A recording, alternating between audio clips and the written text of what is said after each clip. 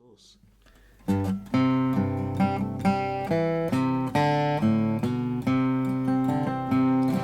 a neat little cot on the banks of the Murray lived the wife of a soldier with children so poor. Their father left home with a gun on his shoulder to sail by a transport to Egypt's bright shore. And these were the words that were uttered when parting. Goodbye, my mother, goodbye, my son, and kiss little Daisy, my dear darling daughter, and say I'll return when the battle is won. There was that one story in that big first rush, Chloe, about a fellow who walked all the way from Burke to Sydney to enlist. Jeez, what is that, 500 miles? And then was turned down for having flat feet. In my imagination, I guess he just got cranky and turned around and walked home again. For England. The bugles of England were blowing o'er the sea, as they called 1,000 years, calling to me. They woke me from my dreaming in the dawning of the day, the bugles of England, and how could I stay? The banners of England unfurled across the sea, floating out upon the wind, were beckoning to me. Storm-rent and battle-torn, smoke-stained and grey, the banners of England, and how could I stay? Name? Jack Ryan, sir. Ryan, surname. Age? 18, sir. If you're 18. quite sure. Religious denomination? Oh. Well, I'm not fussy. What are you sure of? They banged the drums. The riderless horse was led through the towns, and there were the long marches down to Sydney and Melbourne. And the ships finally sailed as the music played. Pack up your troubles in your old kit bag and smile, smile, smile. While there's a Lucifer to light your fag, oh smile, boys, that's the style. What's the use in worrying? It never was worthwhile. So pack up your troubles in your old kit bag and smile, smile, smile.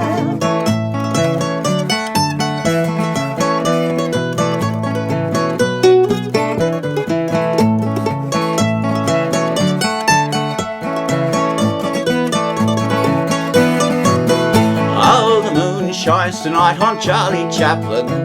He's going balmy to join the army, and his old baggy trousers want a mending before they send him to the Dardanelles. Oh, the moon shines tonight on Charlie Chaplin. His boots are cracking for want of blacking, and his old thirsty coat is needing mending before they send him to the Dardanelles. It's a long way to Riverina, it's a long way to go. It's a long way to Riverina, and the sweetest girl I know. Goodbye, Wagga Wagga, farewell, dear old hay. It's a long, long way to Riverina, but we'll get there someday.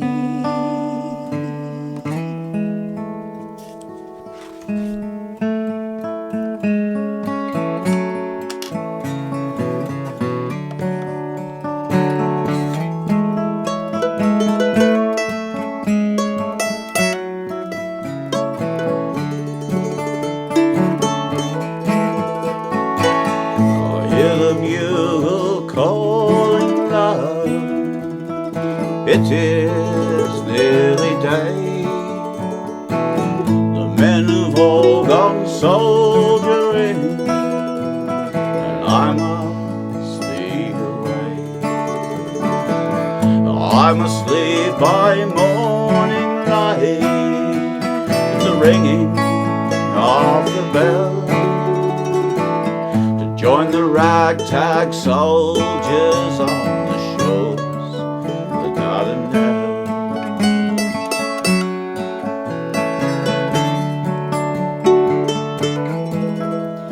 Well then, my lovely soldier boy, I will go with you.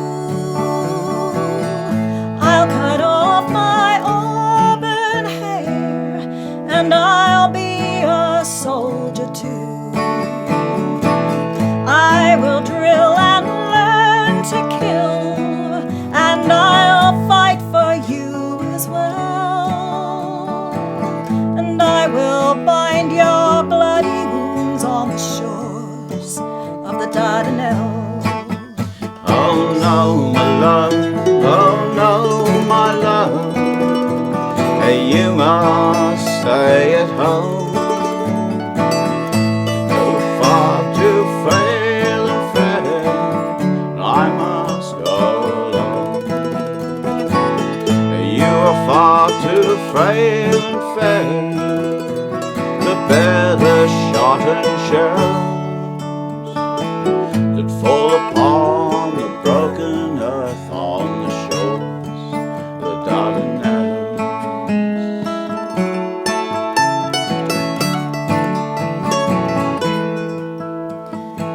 Well then, my lovely soldier boy, stay at home with me.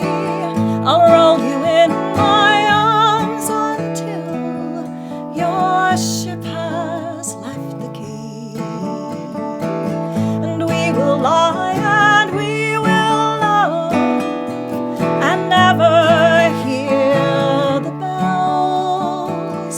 And you'll be safe and far away from the shores of the Dardanelles. Oh no, my love, oh no, my love, with you I cannot stay. The bells have rung and the rising sun is calling me away. But never let us kiss goodbye, but only say farewell, till I return to you again from the shores of the Dardanelles.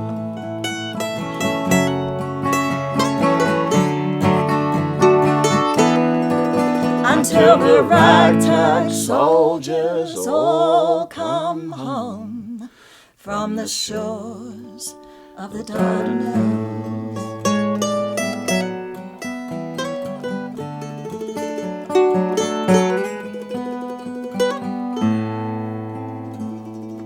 Seemed to come to us of a sudden, the fact what we were there for, what we were expected to do. But the one thing that stood most to be answered was, how long before we should see that wharf again, or those faces again, or who shall not see them again? Lance Corporal Allchurch. Henry Lawson was one of the few clear-sighted writers to see the grief that lay ahead.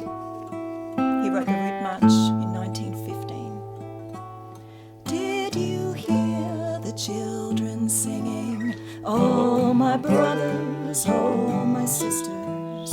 Did you hear the children singing as our troops went marching past in the sunshine and the rain, as they'll never sing again? Hear the little schoolgirls singing as our troops went singing past.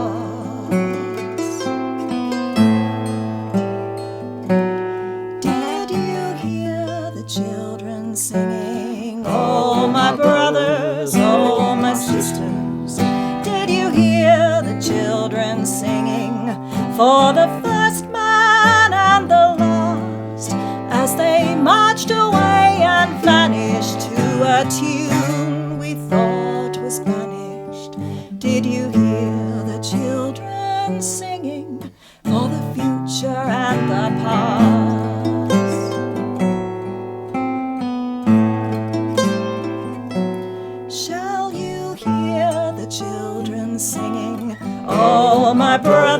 brothers, oh my sisters, shall you hear the children singing in the sunshine or the rain? There'll be sobs beneath the ringing of the cheers, and neath the singing there'll be tears of orphan children when our boys come back again. There'll be tears of orphan children.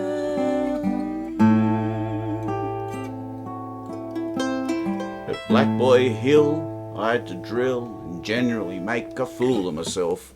When the instructor said left turn, one had turned right, sure as eggs, and then he'd condescend to tell you all about your relations, etc. Now when he had taught us which end of the rifle the bullet came out, we were sent to Osborne Rifle Range. Our section done some real good shooting, so we only done the one course. Worse luck, the shooting was the best part of it. However, it came to a finish like everything else, and we marched back to camp, about 32 miles. I'd like to live on Blackboy for a week or two, and work all day and get no pay, and live on Irish stew. The potatoes, they are rotten, and the meat runs after you. I'd love to live on Blackboy for a week or two. And then we embarked. We stand on the shores of Durban and watch the transports go to England from Australia, hurrying to and fro. And what can we do to show them our love, our pride, our thanks? Well, we can't do much, I own it, but give them a passing cheer, while the real elite bid a shocked retreat. Why, they saw one drinking beer. Oh God, could we show these misers the path that the Anzacs went? Could they rest in their beds at night time, or live in their damned content? Could they talk with a sneer of Australians when one or two get drunk? I'd rather a drunk Australian than a wealthy Durban funk. He's a better man than you are, you dear teetotal saint. You do not drink, you will not fight. What wonderful restraint! We stand on the shore of Durban, for we are not all like you, and the glorious name of ANZAC thrills us through and through. Edith Campbell, aka the Durban Signaller. Sergeant Major Feist continues. Of course, we were put in Egypt, the land of sin, sand, shit and syphilis. Days we hung about thinking we'd have a scrap in the sewers, but it never came off. They dumped us off at Mina Camp. It was rotten. Sand, sand. Sand in your tucker, in your ears, your eyes, your nose, anywhere and everywhere. It was real crook. We'd been marching and skirmishing and digging for weeks and weeks. I was heartily sick of it. Halt! Who goes there? Ceylon planters' rifles. Pass, friend. The Australian soldier thinks nothing of dining at the best hotel where the officers congregate. The English soldier, never. Halt! Who goes there? Auckland mounted rifles. Pass, friend. The AIF are as fine a body of men as you'd ever hope to see. Yes, but when it comes to spit and polish, the Australians have far too much spit and not nearly enough polish. Halt! Who goes there? What the hell's it got to do with you? Pass, Australian. I remember that one of the general's wives complained that when she visited this hospital, the Australians weren't lying to attention. Well, that sounds a bit silly. Those English officers and their wives deserved everything they got. There was hardly the slightest pretension to being gentlemen or civilised. Their faces were coarse and hard-bitten. The Australian manner was blatant and self-assertive, and the Australian voice likewise. I'm afraid I never wish to meet any more Australians. There seems to be too much of the Botany Bay strain in them. My servant too complains that they are a rough lot. 2 Australians pass an English officer and they don't salute. Do you know who I am? Hey, Charlie, there's a bloke over here who doesn't know who he is. Those are arrows and swords. I suppose he's either a butcher or a pioneer. Oh, don't you men salute in your army? Bugger you, mate. You think a man's a bloody windmill? We used to salute. We're trying to give that up. Here's a song just for you. Oh, I got drunk last night. I got drunk the night before. I'm gonna get drunk tonight if I never get drunk anymore. Oh, we don't want no more your army. No, one day I'd like to go home. Stars of the evening, beautiful evening stars. Stars of the evening, shining on the cookhouse door. Well, they gave us a uniform, they said that it was fine, but me and a couple of mates, we can all fit into mine. Oh, that's why I hate the bloody army. It's a reason why I'd like to go home. You sing it, here we go. Stars of the Give a gander at the hat. Now this is really neat. If someone shoots me ears off, it'll drop down to me feet. Shining on the cookhouse door. Well, I went to the cookhouse just to get a bite to eat, and there I saw the cook mashing the taters with his feet. Oh gee, I hate the bloody army.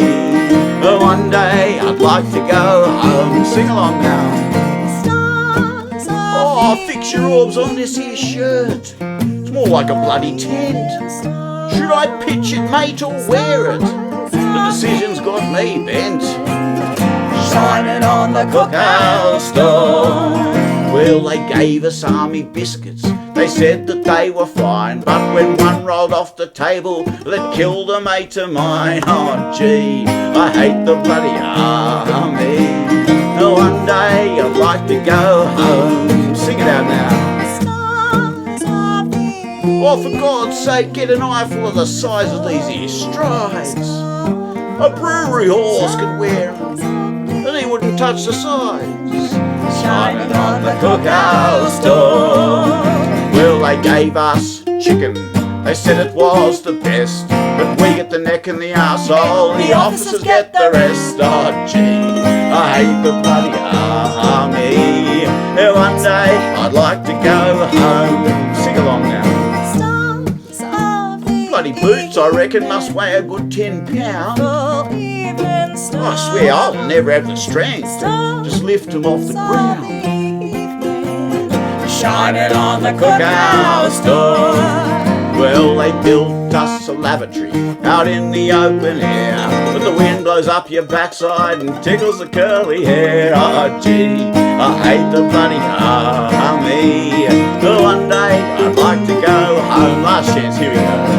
Stars of the evening, beautiful evening stars. Stars of the evening, shining on the shithouse door.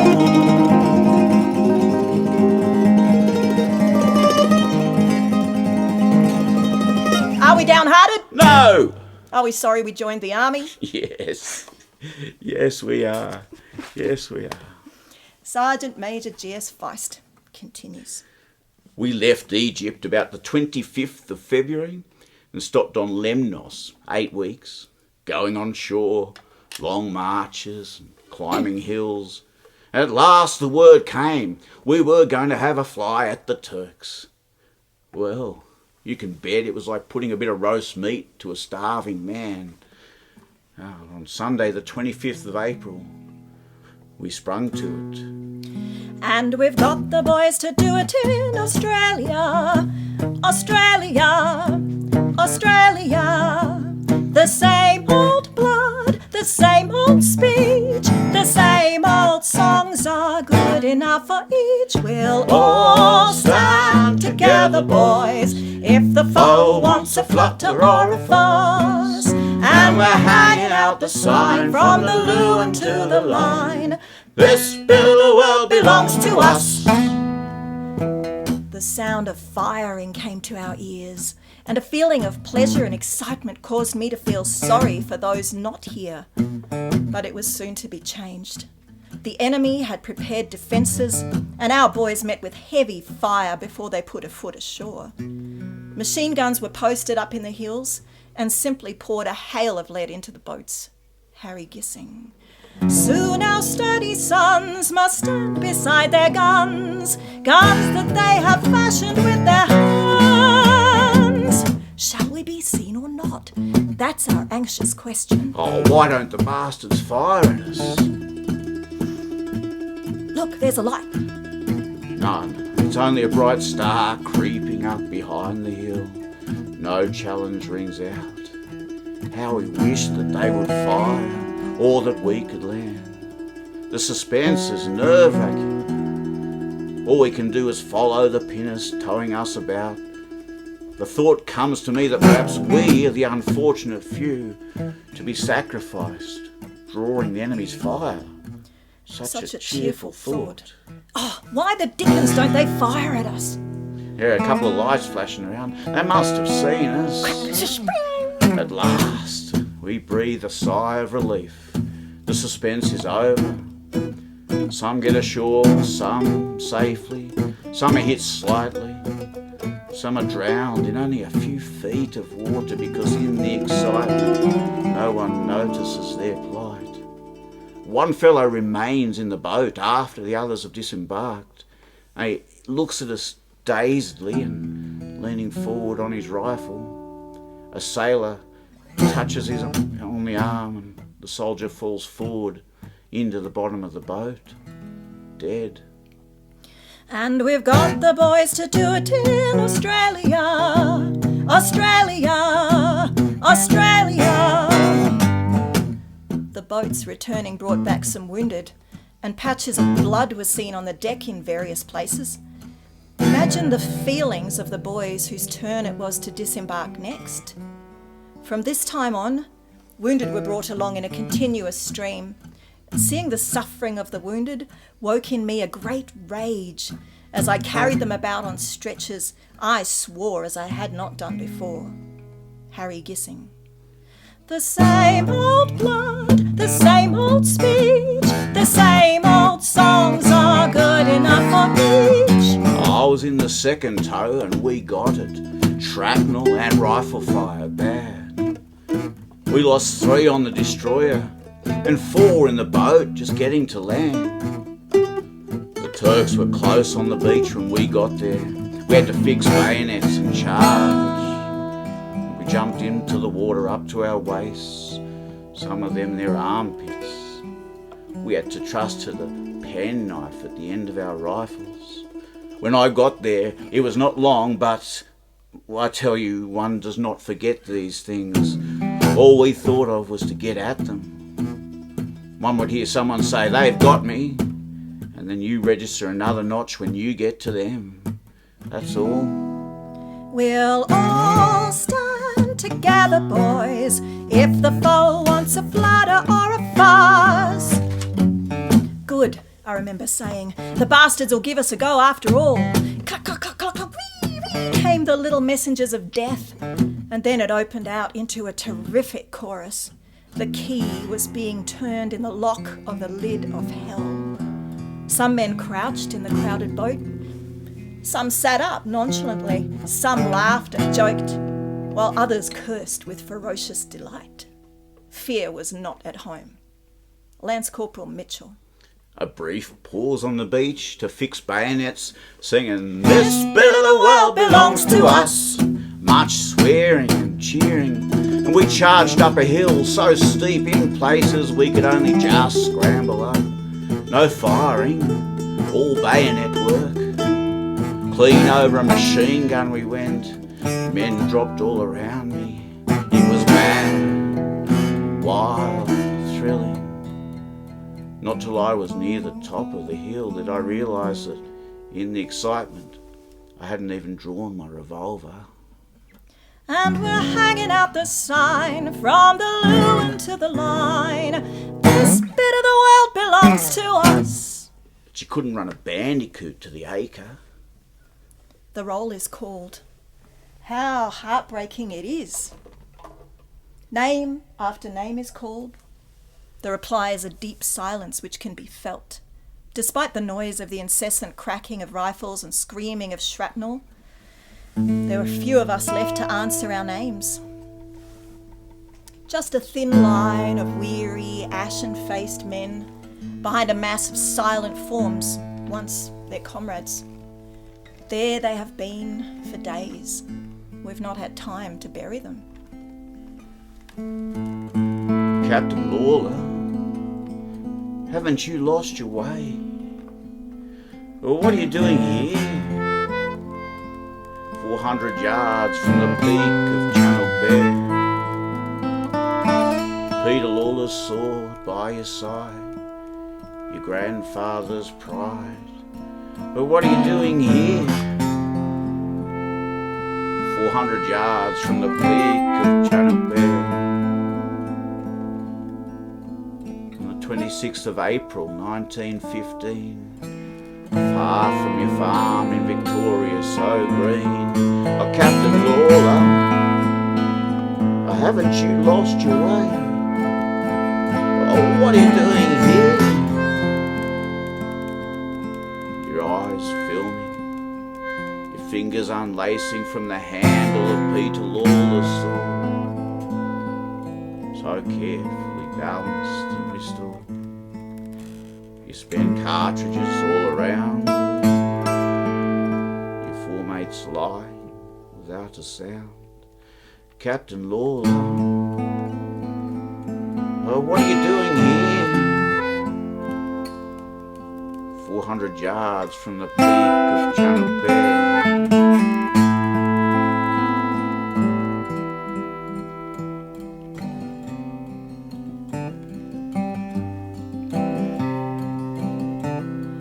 Transport sailed on to the scene of the slaughter and landed our boys in the thick of the fray. Our hero was shot at the Dardanelles battle and mortally wounded and dying did say, "Give this watch to my dear darling mother. Give little Daisy my locket and chain, and the rest you may give to my dear wife and brother, for God has denied me to see them again." General Birdwood was nearing a dangerous gap in a sap on Gallipoli when the sentry called out, "Duck, Birdie! You better bloody well duck."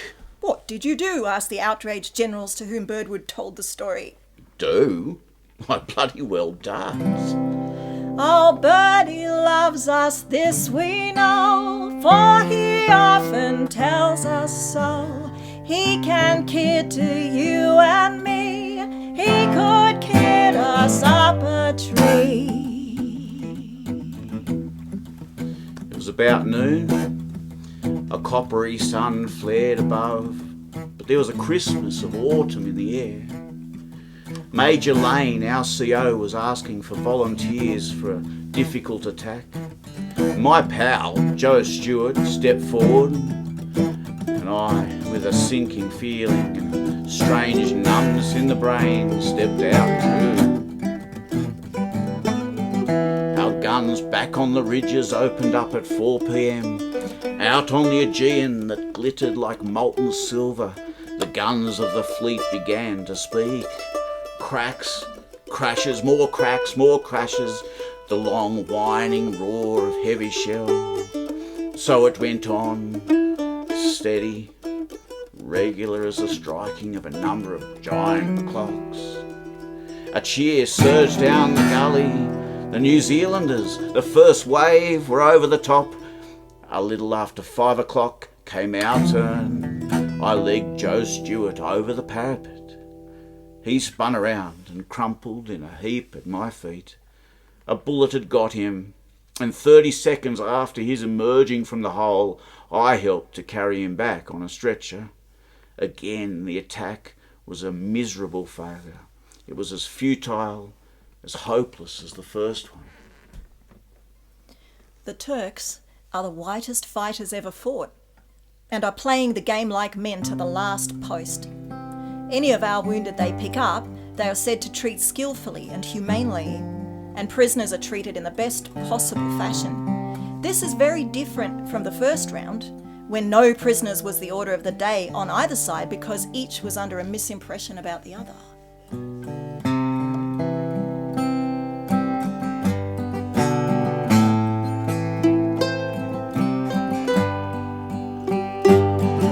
We've drunk the boys who've rushed the hills, the men who stormed the beach, the sappers and the ASC, we've had a toast for each, and the guns and stretcher bearers, but before the bowl is cool, there's just one chap I'd like to mention, that's a fella called Abdul.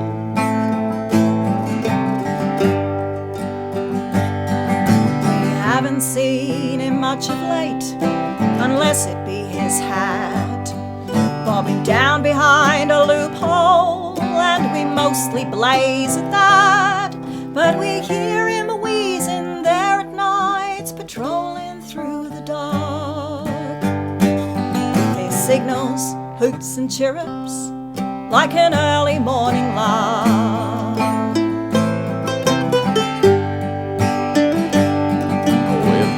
The twigs are cracking as we crouched upon our knees, and his big black shape went crashing like a rhino through the trees, and we've seen him flung in rank on rank across the morning sky.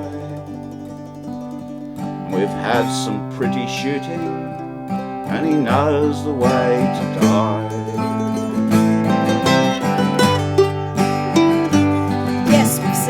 Dying there in front, our own boys died there too, with his poor dark eyes a-rolling, staring at the hopeless blue, with his poor maimed arms a-stretching to the God we both can name.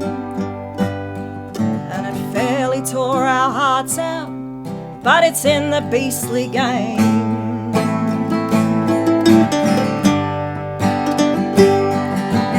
Though your name be black as ink for murder and rapine, carried out in happy concert with your Christians from the Rhine, we'll judge you, Mr. Abdul, by the test by which we can, that with all your breath, in life, in death, you played the gentleman.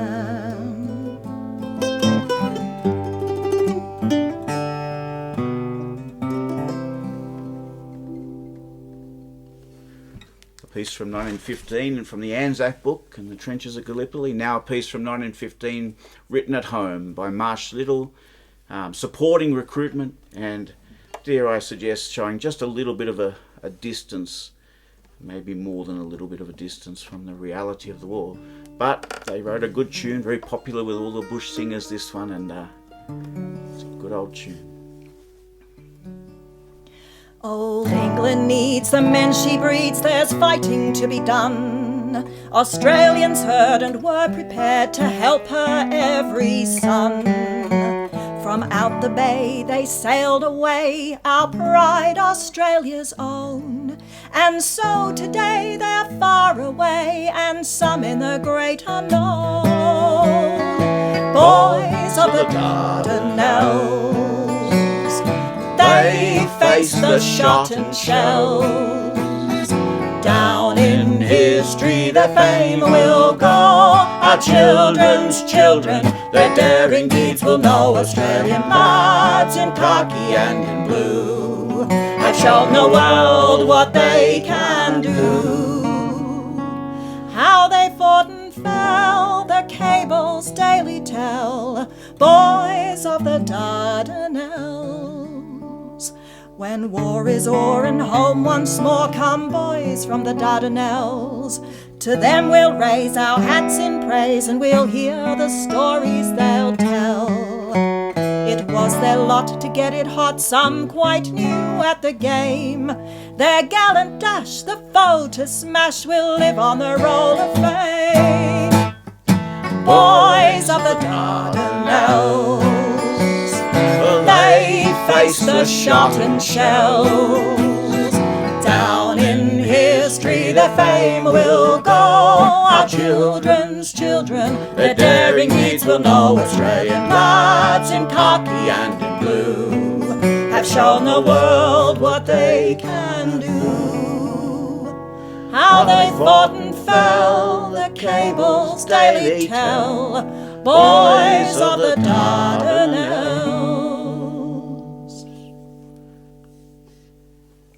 By late May 1915, the corpses had piled so high that a truce was organised to bury the dead. A man largely responsible for organising the truce, Captain Aubrey Herbert, talks of the 24th of May. We mounted over a plateau and down through gullies filled with thyme, where lay about 4,000 Turkish dead. It was indescribable. One was grateful for the rain and grey sky. A Turkish Red Crescent man came and gave me some antiseptic wool with scent on it. The Turkish captain with me said, "At this spectacle, even the most gentle must feel savage, and the most savage must weep." One saw the results of machine gun fire very clearly. Entire companies annihilated, not wounded, but killed, their heads doubled under them with the impetus of their rush, and both hands clasping their bayonets. I talked to the Turks, one of whom pointed to the graves. "That's politics," he said. And then he pointed to the dead bodies and said, "That's diplomacy. God pity all us poor soldiers." At 4 o'clock, the Turks came to me for orders. I don't think it could have happened anywhere else. I retired their troops and ours, walking along the line. At 4:07 p.m, I retired the white flag men, making them shake hands with our men. And about a dozen Turks came out. I chaffed them. I said they'd shoot me the next day. They said in horrified chorus, "Oh, God forbid." The Albanians laughed and cheered and said, "We'll never shoot you."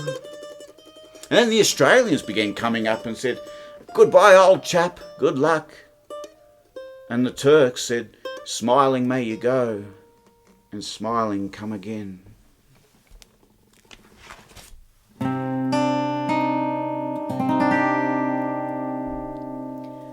I buried a Turk in a darksome gorge, by officers' orders one evening grey.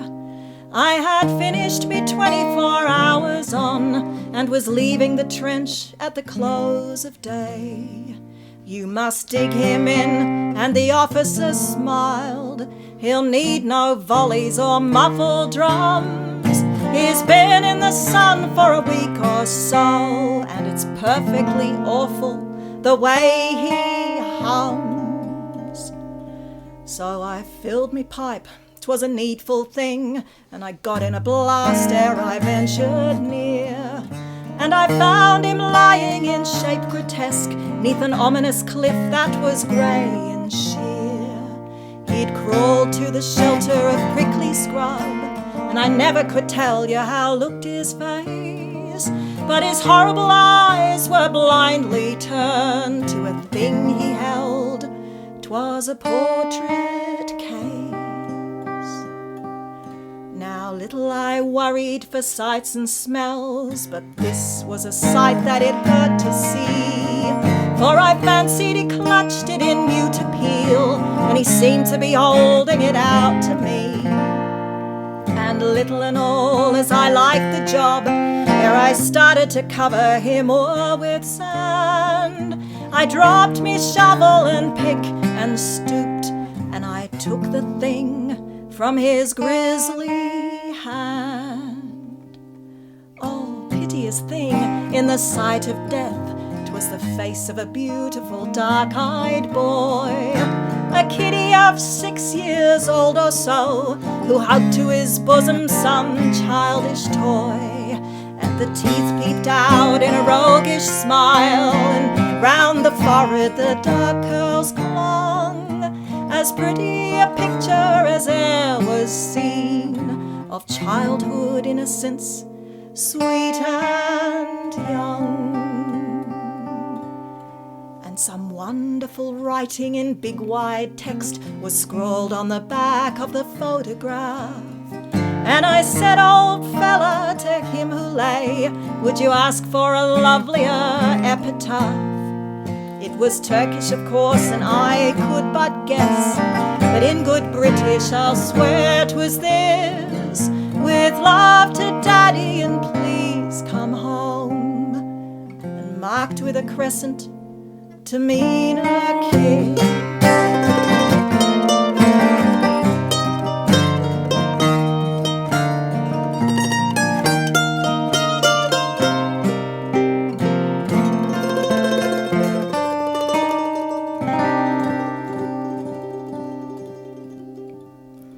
There's little of sentiment one can feel when it's each for himself in the firing line, but I couldn't but mutter a useless prayer that he hadn't gone under to shot of mine. And I pictured the woman who sits at home and waits with a longing supine and dumb for the daddy who lay in the darksome gorge, for the steps of a husband who ne'er will come.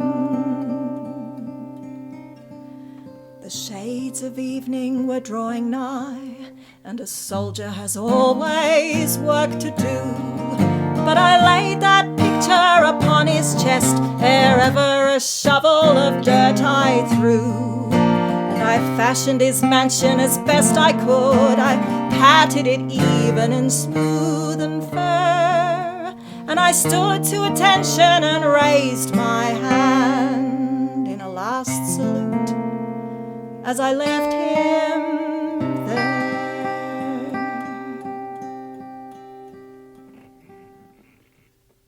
Friday the 14th of May.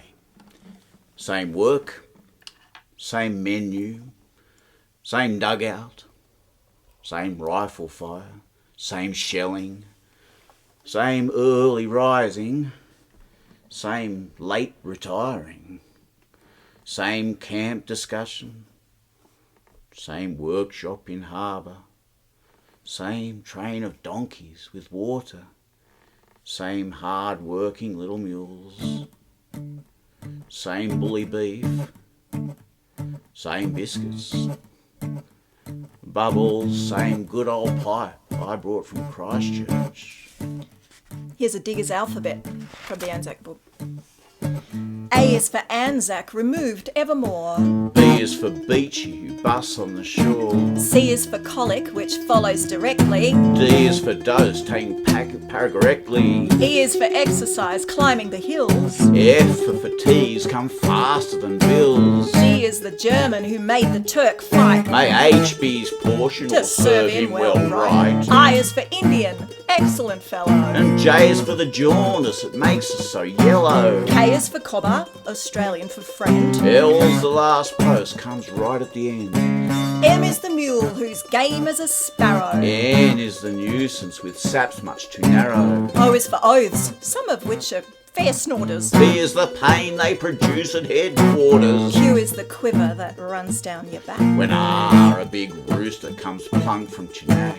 S is the soft jobs you get back at base. T is the Turk, pretty tough case. V is for Vickers, that man-killing pest. W is the whiskey we sigh for in vain. X is for excitement, the mail's in again. Y is for yes if we're asked to go home. Z is for zero, I'm chilled to the bone.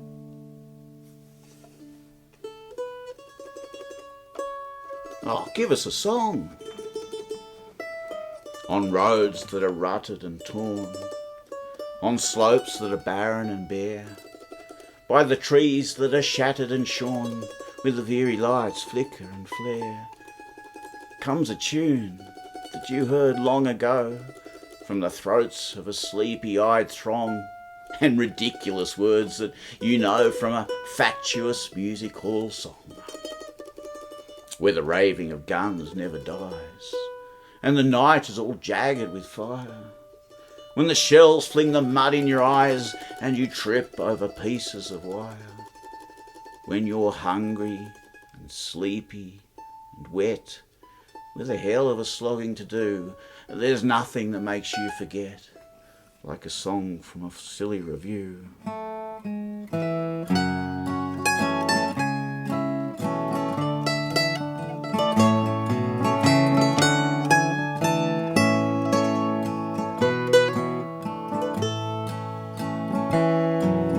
Sing me to sleep where bullets fall, help me forget the war and all.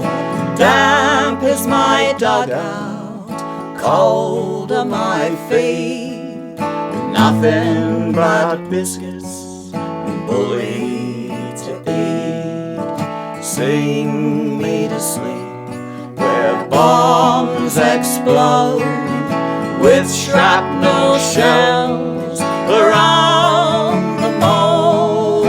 Over the sandbags and helmets you'll find corpses in front of us, corpses behind. Far from Gallipoli I wanna be, where Turkish snipers can't snipe at me.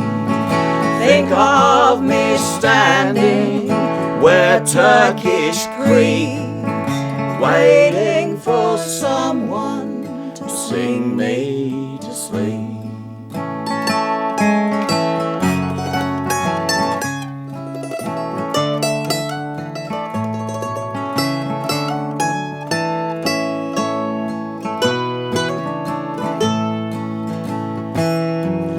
Sing me to sleep in some old shed, where fleas are busy around my head, stretched out upon my waterproof, and dodging the raindrops through the roof. Sing me to sleep where campfires glow, to 2-3 course dinners I wouldn't say no.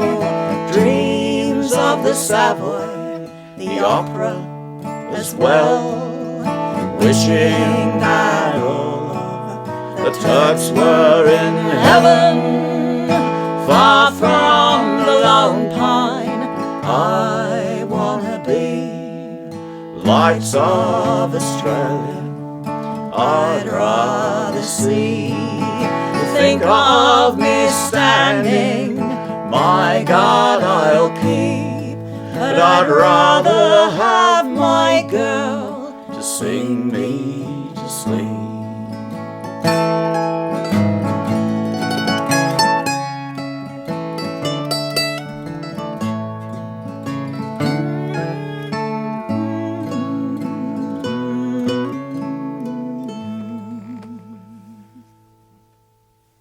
That just reminds me of a yarn, he said, and everybody turned to hear his tale. He had 1,000 yarns inside his head.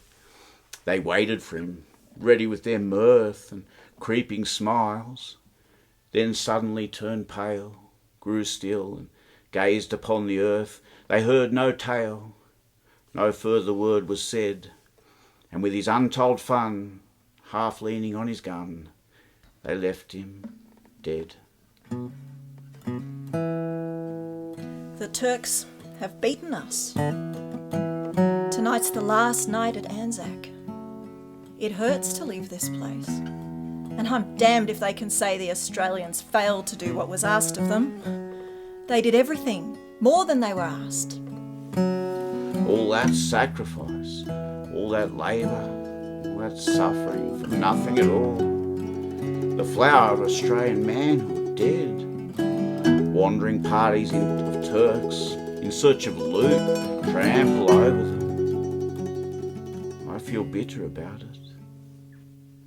Not only muffled is our tread to cheat the foe, we fear to rouse our honoured dead to hear us go. Sleep sound, old friends. The keenest smart which more than failure wounds the heart is thus to leave you, thus to part. Comrades, farewell.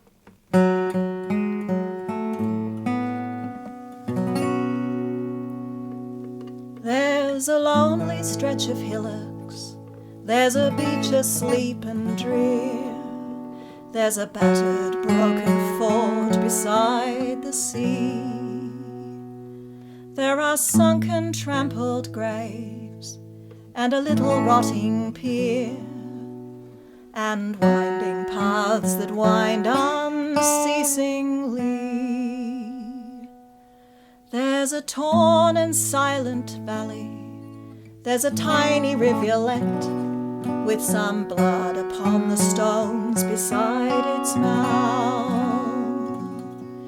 There are lines of buried bones, there's an unpaid waiting debt, there's the sound of gentle sobbing in the south. Mustapha Kemal, Ataturk, wrote, Those heroes that shed their blood and lost their lives, you are now lying in the soil of a friendly country. Therefore, rest in peace. There's no difference between the Johnnies and the mess to us, where they lie side by side here in this country of ours. You, the mothers who sent their sons from faraway countries, wipe away your tears. Your sons are now lying in our bosom, and are in peace. After having lost their lives on this land, they've become our sons as well.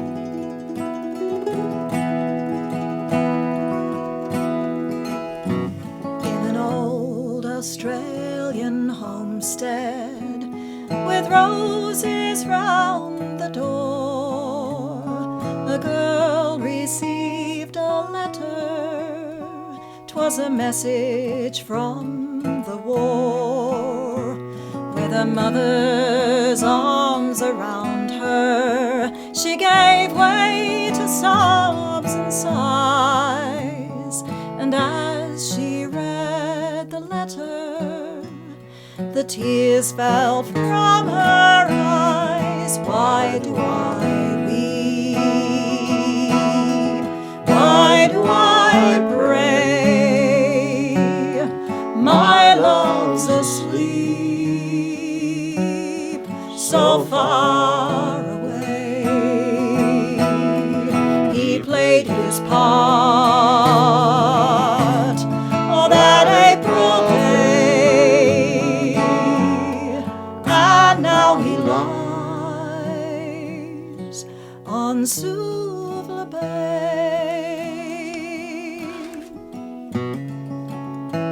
Every night there are 2 or 3 deaths, sometimes 5 or 6. It's just awful flying from one ward to another. Each night is a nightmare. The patients' faces all look so pale with the flickering ship's lights. Ella Tucker. Shall not describe their wounds, they were too awful.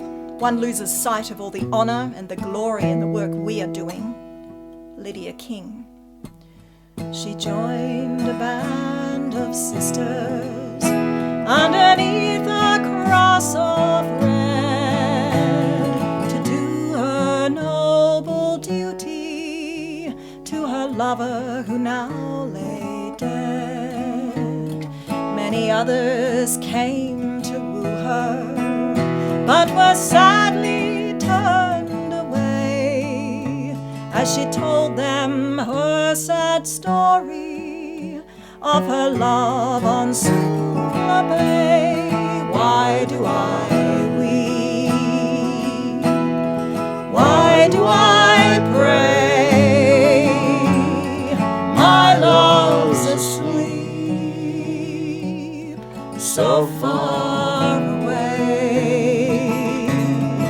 he played his part that April day, and now he lies on Suvla Bay.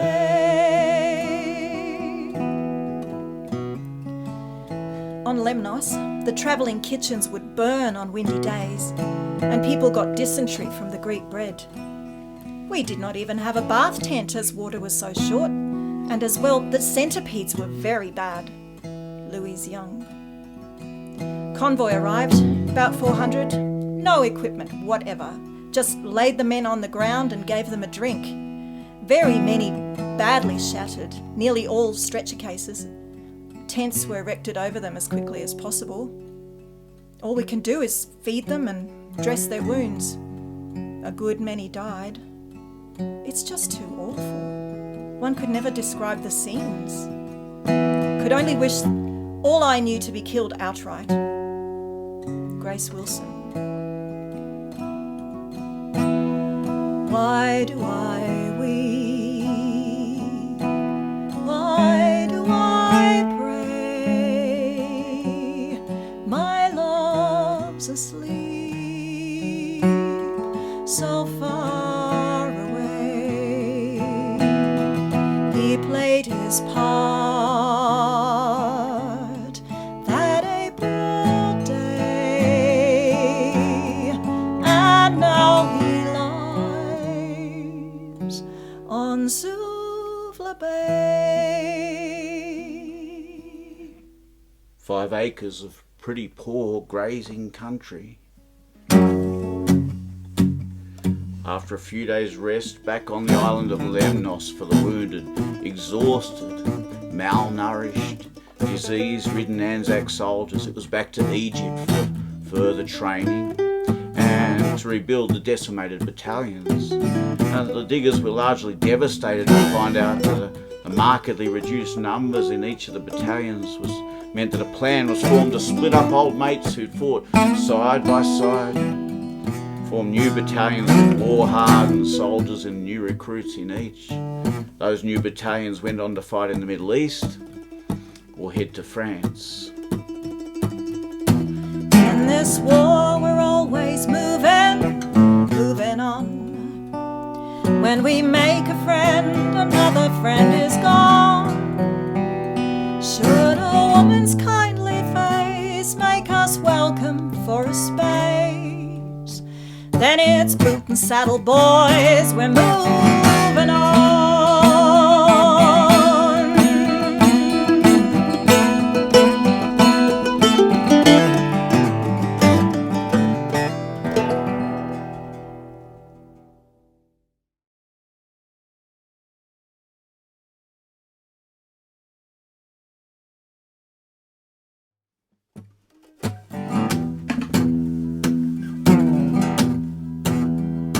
In this war we're always moving on.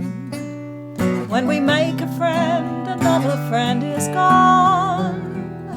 Should a woman's kindly face make us welcome for a space, then it's boot and saddle, boys, we're moving on.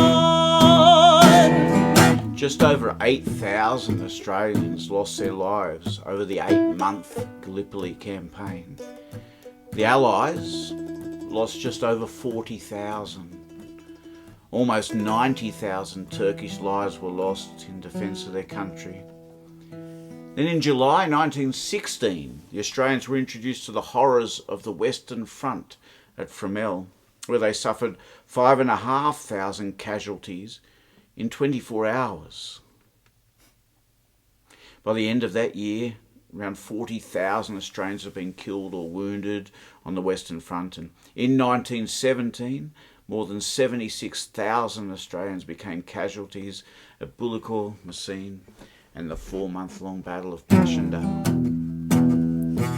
In the hospitals they're moving on. They're here today, tomorrow they are gone. When the bravest and the best of the boys, you know, go west, then you choking down your tears and moving on. Here's to the Kaiser. That son of a bitch. May his balls drop off with the 7-year itch. May his arse be pounded with a lump of leather till his arsehole can whistle Britannia forever. There is a monument in France that marks the last resting place of an army mule. It reads, "In memory of Maggie, who in her time kicked 2 colonels, 4 majors, 10 captains, 24 lieutenants, 42 sergeants, 432 other ranks, and 1 Mills bomb." We are the ragtime army, the ANZAC. We cannot shoot, we don't salute. What bloody use are we?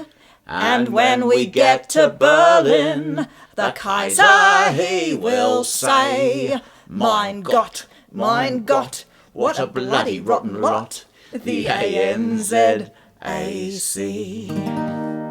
Have I been in battle? Have I been in jail? Did I die for England? Listen to my tale. One Good Friday, Tuesday, down in Timbuk 3, I was with my regiment.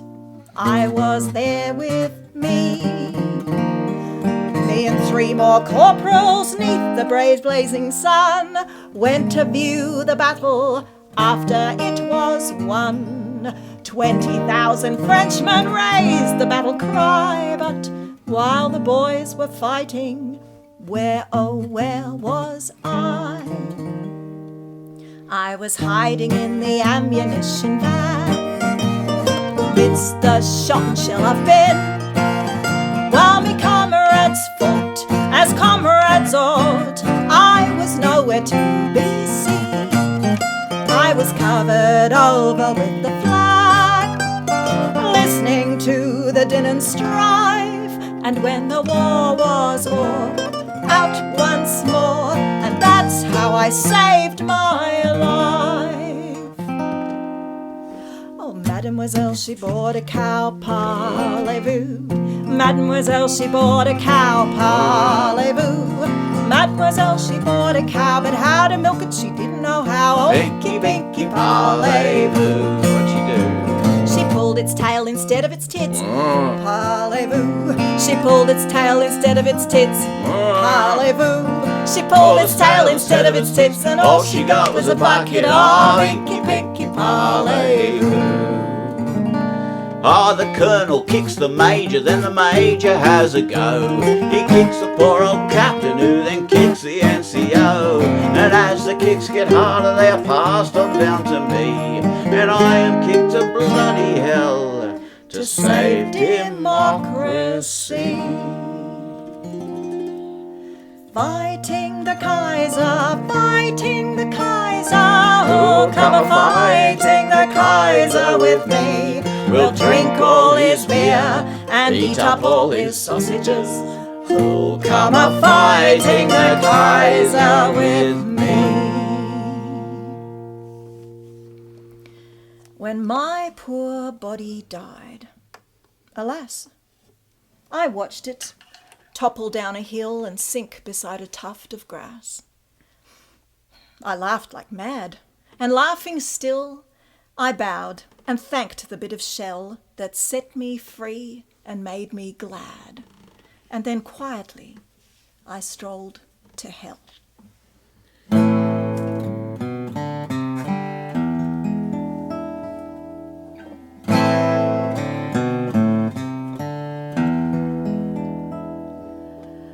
The boy cleared out to the city from his home at the harvest time.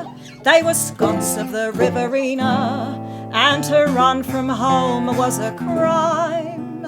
And the old man burned his letters, the first and the last he burned, and he scratched his name from the Bible when the old wife's back was turned.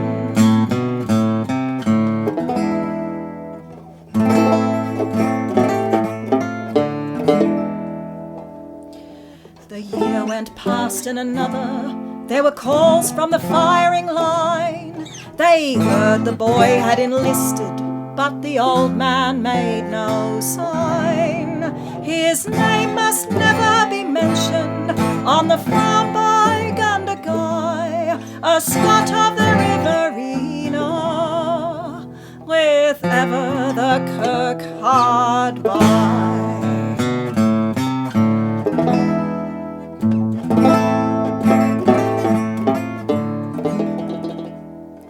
The boy came home on his final leave, and the township's bonfire burned. His mother's arms were around him, but the old man's back was turned. The daughters begged for pardon till the old man raised his hand, a Scot of the Riverina, who was hard to understand.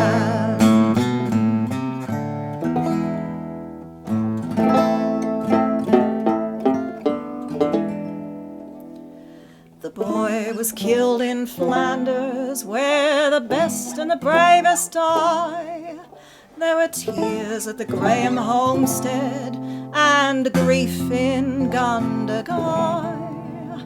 But the old man ploughed at daybreak, and the old man ploughed till the murk. There were furrows of pain in the orchard, while his household went to the curb.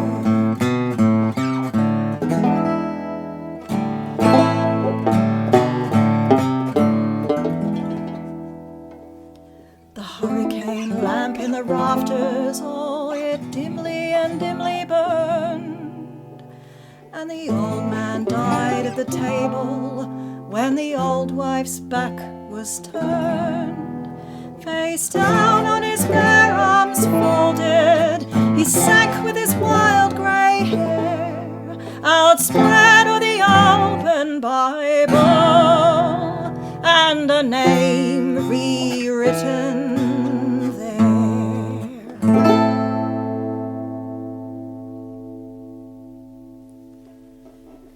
The anti-authoritarian nature of the diggers' songs was growing. This song is still adapted and sung today, and our version has a few words borrowed from the Second World War. We're going to sing the version John Dengate sent us. There's his drawing there. I hope you can see that there. Yes, a few words from the Second World War. The more things change, the more they stay the same. Dinky die. Well,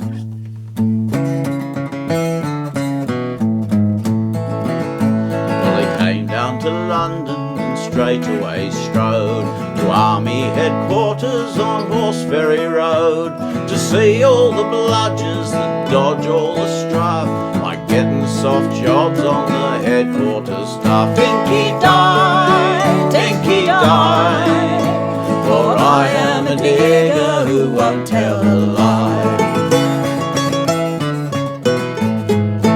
Well, the lousy Lance Corporal said, "Pardon me, please, you've blood on your tunic and mud on your sleeve, and you look so disgraceful that people will laugh," said the lousy Lance Corporal on headquarters staff. Well, that digger just shot him a murderous glance. Said he, "I'm just back from the balls up in France, where whiz-bangs are flying and comforts a few.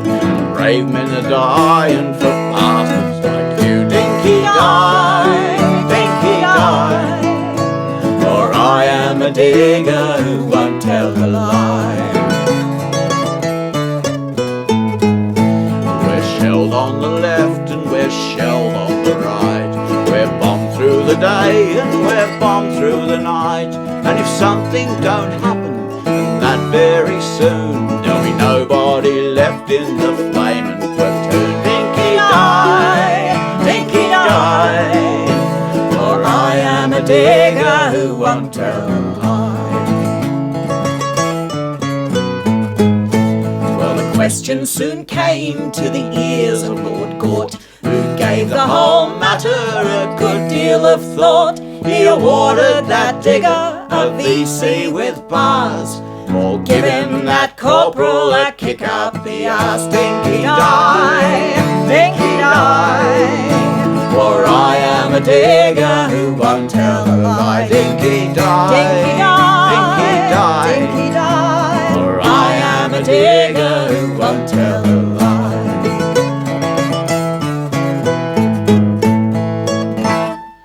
That song always reminds me of the fellow they called the Souvenir King, Private John Barney Hines. He was a member of the 45th Battalion. There's the chronicle there of the 45th Battalion, same battalion as my great-grandfather. And Barney was evidently an incredibly brave man. On occasion showed great humanity, going to great lengths to help people when they were wounded soldiers. He's also alleged to have killed and captured more Germans than any other Australian digger. Yet he was the despair of the officers. So Barney Hines was of Irish descent. Born in Liverpool, England in 1873, he was always a rebel. He ran away to enlist in the army at the age of 14, but was dragged home by his mum. 2 years later, he joined the Navy and fought pirates in the China Sea. He searched for gold in the United States and South America and New Zealand, and served as a scout in the Anglo-Boer War in South Africa. But he was working in a sawmill in Australia when World War I broke out. He tried to enlist, aged in his early 40s, and he was turned down on medical grounds, but he haunted the recruiting centres until he was accepted to serve in France in 1916. Barney was huge, a powerful bloke. He never showed fear. He didn't like his conventional .303 rifle. His preferred method for going into action was with 2 sandbags packed with Mills bombs. He was also keen on the spraying action of the Lewis gun. He said, this thing you can do me, you can hose the bastards down. There's a picture of Barney. We might have to put that one up. He earned his nickname for his passion for collecting souvenirs. He turned it into what you could call a high art, I think. Yes, he liberated watches, rifles, and medals. At one stage, he got himself a grand piano in the trenches. On another occasion, he scored a grandfather clock carried back to the trenches, but after its hourly chimes were found to attract German fire, his mates blew it up with, what else? A Mills bomb. The Kaiser saw that photo, that's of him with Barney sitting on and surrounded by his loot, and the Kaiser put a wanted dead or alive reward on his head. He branded him a typical Australian barbarian. Another nickname he earned was Wild Eyes. One of his commanding officers said he always felt secure when Wild Eyes was about. He was a tower of strength in the line, and I don't think he knew what fear was. He naturally inspired confidence in officers and men. Now, one of Barney's pastimes was prowling around collecting prisoners and loot with enthusiasm. They say that he was annoyed with some sniper fire from a German pillbox at one point. He ran straight at it, leapt on the roof and performed a kind of a war dance, taunting the Germans to come out. They didn't. So he lobbed a couple of Mills bombs in through the gun port. So 63 Germans then, the surviving Germans, staggered out with their hands above their heads. Now Barney souvenired them and the pillbox, and then herded 63 Germans back towards the Australian lines. And the mates who were telling the story said, we saw him bringing these 63 Germans back across no man's land, and they ran out to ask if he needed help. They reckon Barney said, go and get your own. He was shot twice, and he got a whiff of gas towards the end of the war. He was invalid at home. Tried to join up for World War II in his 60s, and they turned him down, so he stowed away on a steamer heading off to war. But they caught him before it left Sydney, and he was put off before it left the Heads. And he died in Concord Repat Hospital at the age of 84, Barney Hines. So Barney Hines obviously thrived in the atmosphere of war, but that wasn't true for everybody. And Dan Sheehan wrote this song at Messines in Flanders in 1917, and it was sent home for publishing, but was banned by the National Censor under the War Precautions Act. You'll see why, possibly. Dan Sheehan survived the war and went on to write a set of words for a much more famous song, The Pub Without Beer. Well, my sole address at present is a battlefield in France. If it's ever going to alter, there is only just a chance to dodge the jerry rifles and shrapnel flying round. Well, I've burrowed like a bunny to a funk hole in the ground, where the floor is just a puddle, 'cause the roof lets in the damp. Well, I wish I was in Aussie, where the sleeper cutters camp.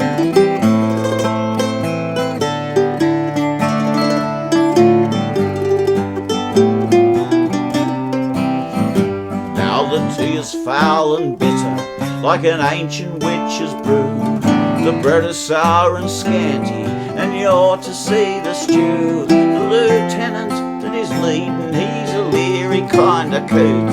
Oh, we always call him Mister, plain Bill would never suit. I'd sell my chance of heaven for 5 minutes with that scam, where the Red Bulls join truck grass by the sleeper cutters camp.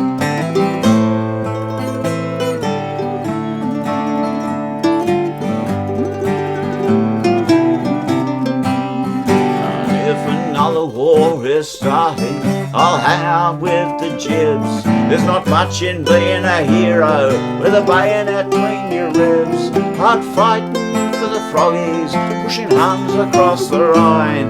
They can take Alsace and Flanders and Normandy for mine. All I'm needing is a posse where the ground is not so damp. Neath azure skies of Aussie, just a sleeper cutter's camp.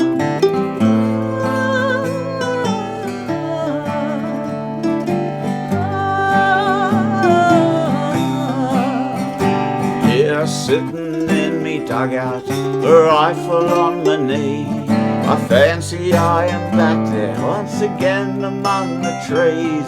With me long lost friends I'm chatting by a campfire's ruddy glow, where we boiled the old Black Billy in the days of long ago. The signal comes to fall in, I can hear the diggers tramp. Farewell, perhaps forever, to the sleeper cutters camp.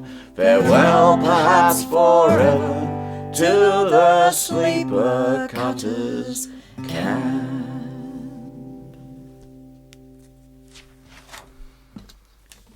That dirty traitor, Billy Hughes, he's trying to introduce that damned conscription for boys and for men, and of course for him we have no use.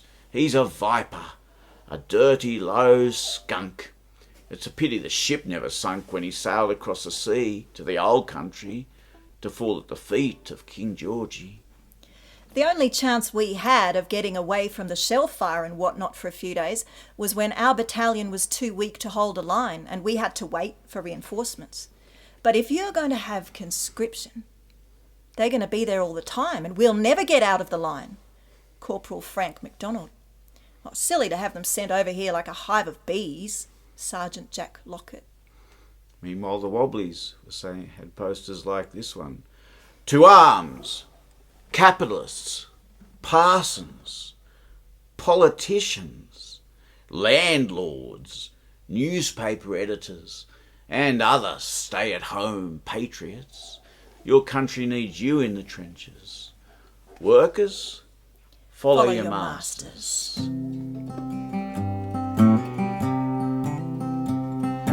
Mademoiselle from Armentières, parlez-vous, sang the diggers between their beers, parlez-vous, and the ballad roared by the diggers gay went through that old estaminet, inky pinky parlez-vous. Oh, there was a digger long and lean, parlez-vous, from Darling down to the Riverina, parlez-vous, who set her heart in a rapturous well when he vowed she was a dinkum girl. Inky pinky parlez-vous. They lived and laughed in that old French town, parlez-vous, and her heart looked out from her eyes of brown, parlez-vous. But time stood by and there came a day when he and his colours marched away. Inky pinky parlez-vous.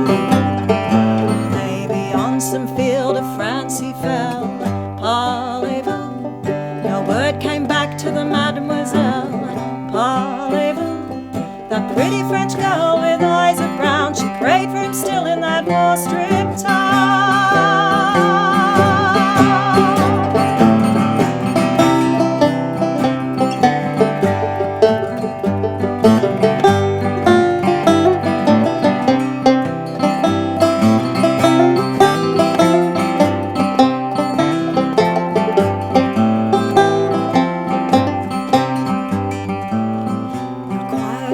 Estaminet, parlez-vous, no more diggers come that way, parlez-vous, her heart grew light with the passing years, that mademoiselle from Armentières.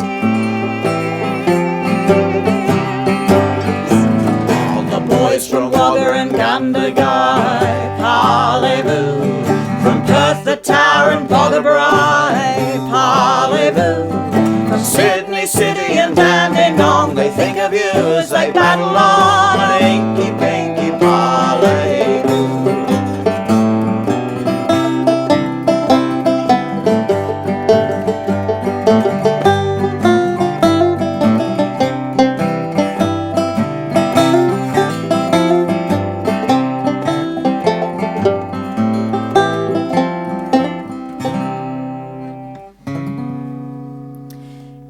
Want to see the generals? I know where they are.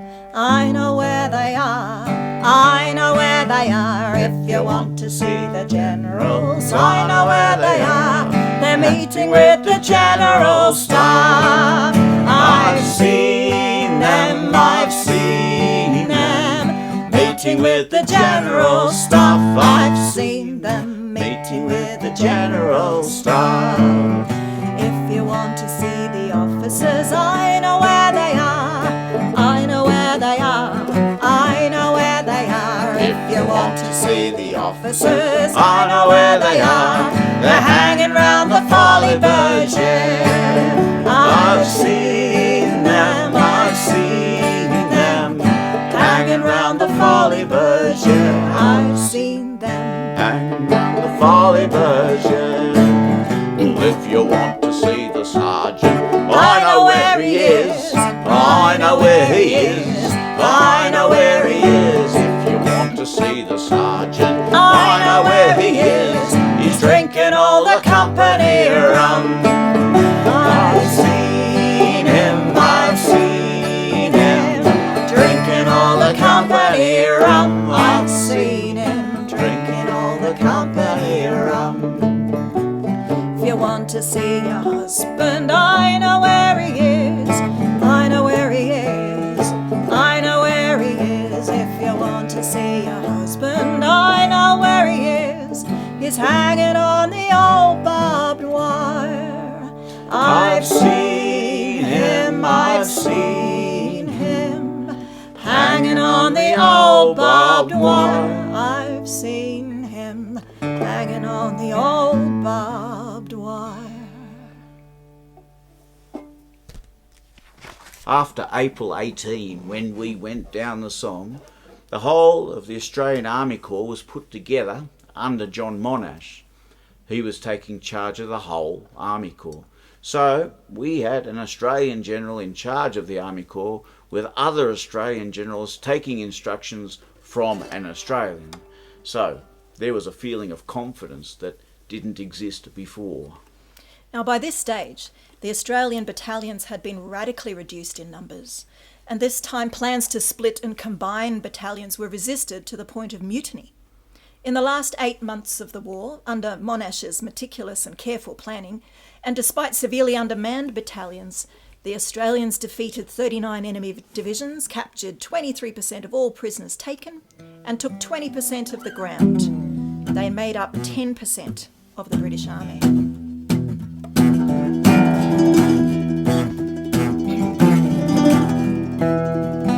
In this war we're always moving on. When we make a friend, another friend is gone. Should a woman's kindly face make us welcome for a space, then it's boot and saddle, boys, we're moving on. Great War, Les Carline states, Hamel, Amiens, Mons and Quentin and Bellicourt, these were victories against the main enemy in the main theatre. There's nothing to match them in Australia's military history, yet they were little celebrated in Australia at the time and have been all but forgotten since. The Somme and Passchendaele, both heavy with futility, are better remembered. Gallipoli's remembered best of all. Gallipoli has become a faith, and faith is hostile to analysis.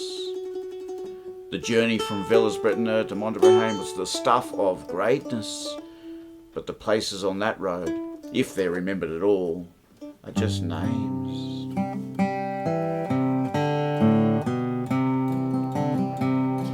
And oh, what a change in that neat little cottage. A mother sits rocking a baby just born, and a grey-headed woman is weeping and wailing, for the son she loved dearly shall never return. And poor little Daisy keeps asking for Papa, and she waits every evening outside the front door. And a poor aging mother says, rocking and moaning, dear Daisy, your father was killed in the war. Take me back to dear old Aussie, put me on a boat to Sydney town, take me over there, dump me anywhere, Brisbane, Melbourne, Adelaide, Perth, well, I don't care. I just want to see my best girl, cuddling up again we soon shall be. Blighty is a failure, take me to Australia, Aussie is the place for me. Blighty is a failure, take me to Australia, Aussie is the place for me. We came back to a changed world. Old values had been lost and new standards were changing overnight. The world was going through the upheaval from war to peace. We were welcomed back with promises of a rosy future and perhaps a little more than our share of the common load to carry. Some were installed in steady jobs, and people wondered, and many condemned when they did not settle down. The comradeship of war was lost in peace. So said Major G. Adcock in 1930, in the depths of the Great Depression.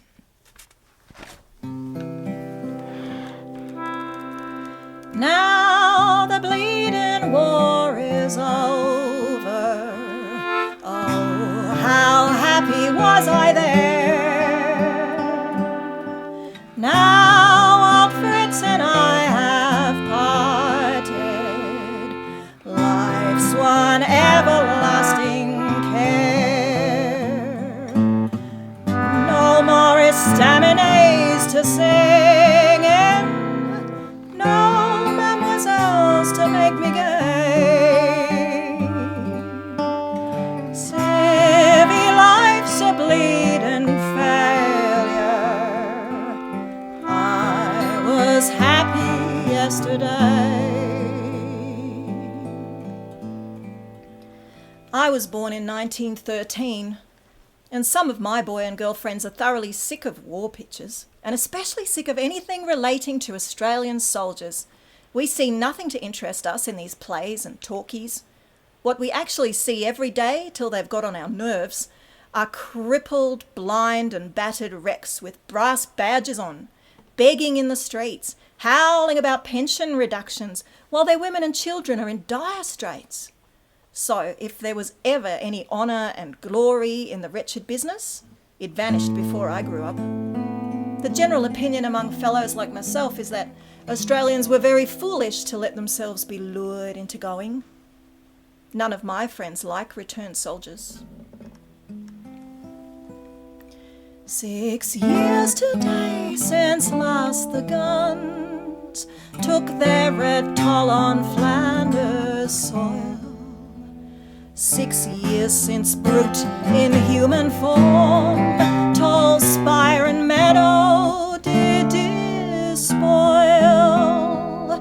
and 6 years dead the war's red light.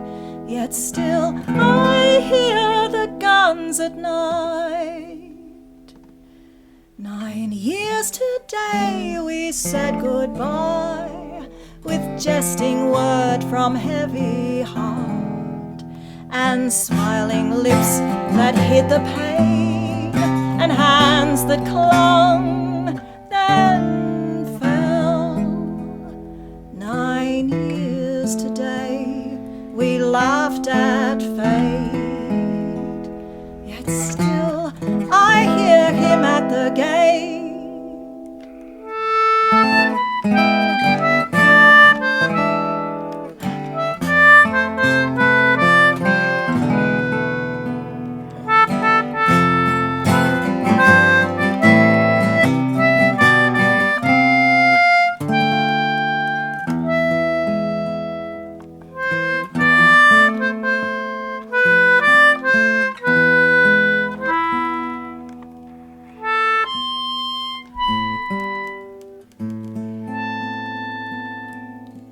8 years have gone by since he fell.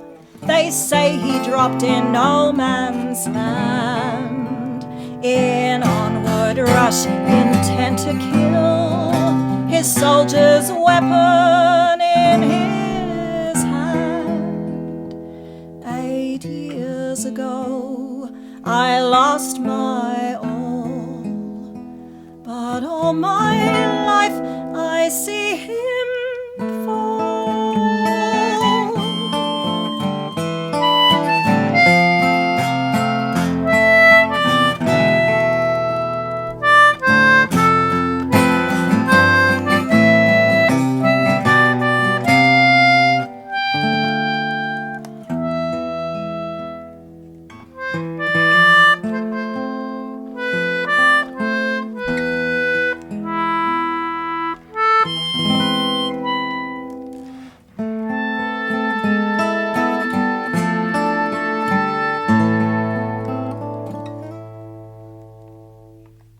Already many of the horrors of war are fading. One calls to mind more clearly the good times and the funny incidents. Nevertheless, warfare will always remain in my mind now as something most cruel and merciless, and a future war to me is something too awful to contemplate. When we first performed the Riderless Horse show back in about the year 2000, John Dengate saw it there at Yamina, and then we had a long debrief over at the Yamina RSL over several beers. And one of the things he told us is that if you're going to tell the story of the Australians in the First World War, the war to end all wars, you've got to bring the diggers home. You've got to tell that story. So here's our efforts with that. We've got a 1937 poem from Duke Tritton. Duke, who could do almost anything, but in 1937 he's come home to a country where he's working for the dole, basically, where there were 50 men for every job.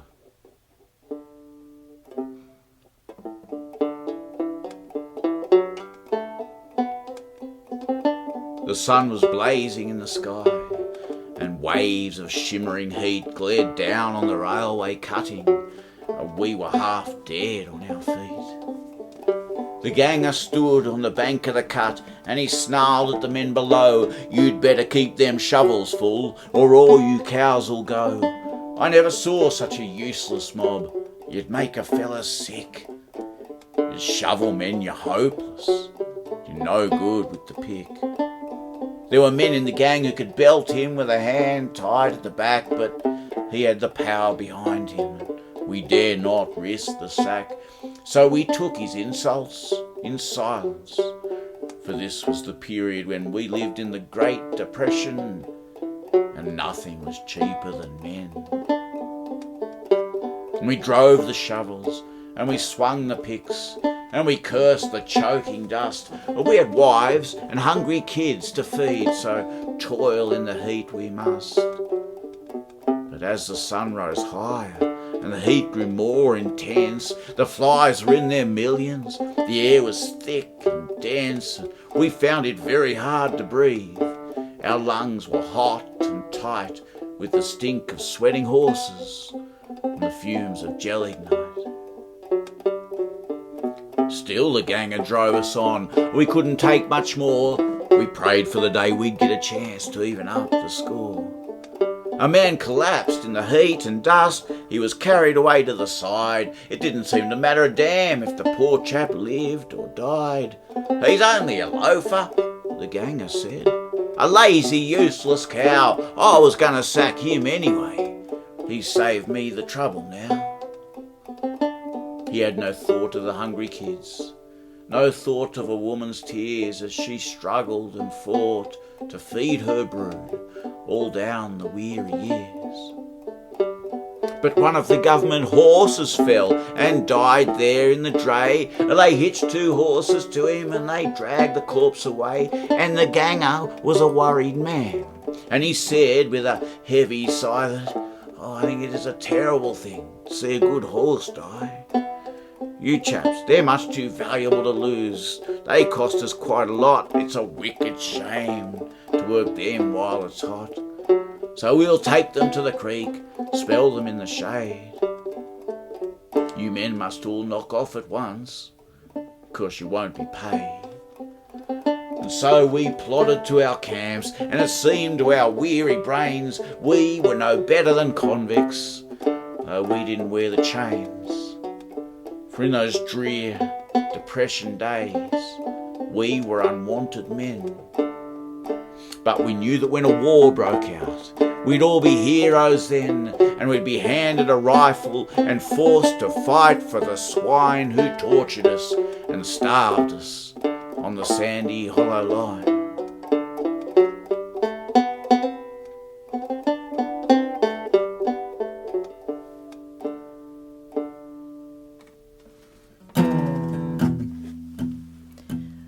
The war ended November 11, 1918. Australia's population was less than 5 million. Total enlistments in the AIF were 416,819. But of those who embarked for active service, that was about 331,781. The dead, 60,284. The wounded, 152,171. So just under 2/3 of those who went overseas were killed or wounded. The Riderless Horse had been led through the streets of Australian towns as a recruitment technique. You could, "Who will fill the saddle?" they'd cry, and you could look good in front of your mates by jumping up and riding off for the war. In 1920, the great bush poet John O'Brien, Father Patrick Hardigan, looked around the paddocks near his home in Narrandera and realised that there were some riderless horses around for a very different reason. And he wrote a piece called Ownless. Of course, when you lose somebody, all their possessions, all the things that relate to them need to be dealt with. And in this case, there's a horse. There's a horse left in the paddock. And his name is Darky.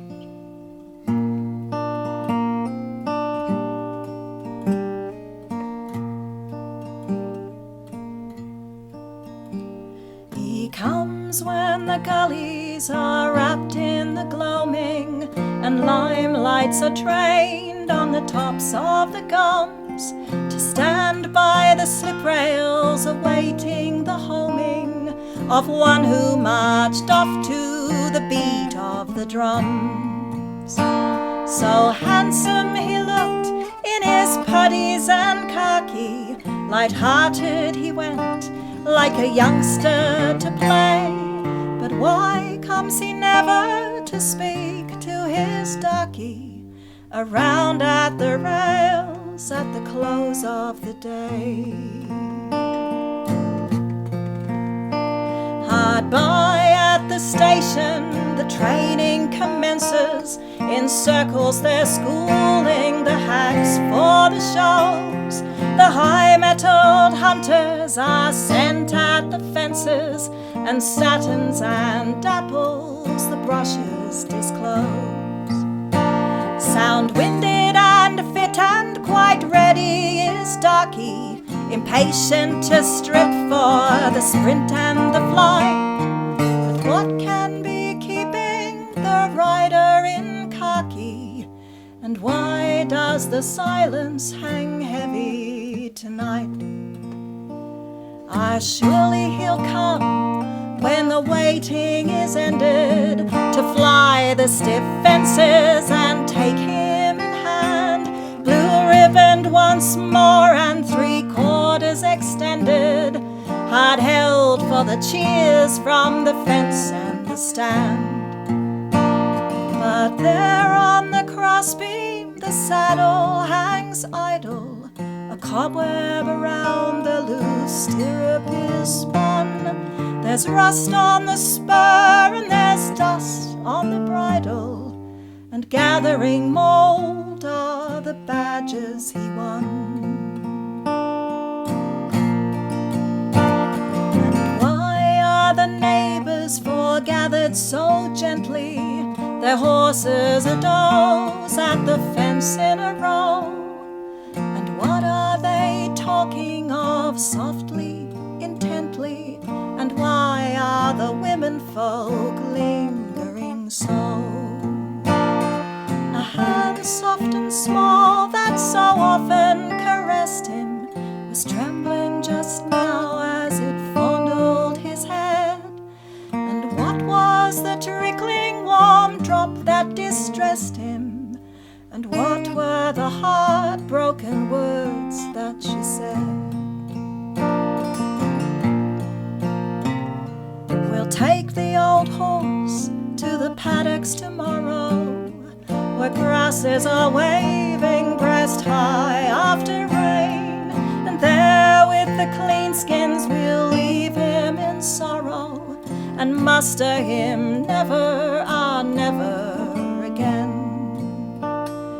The bushbirds will sing when the shadows are creeping, a sweet plaintive note, soft and clear as a bell. Would it might ring where the bush boy lies sleeping, to colour his dreams by the far Dardanelles. He comes when the gullies are wrapped in the gloaming, and limelights are trained on the tops of the guns, to stand by the slip rails awaiting the homing of one who marched off to the beat of the drums.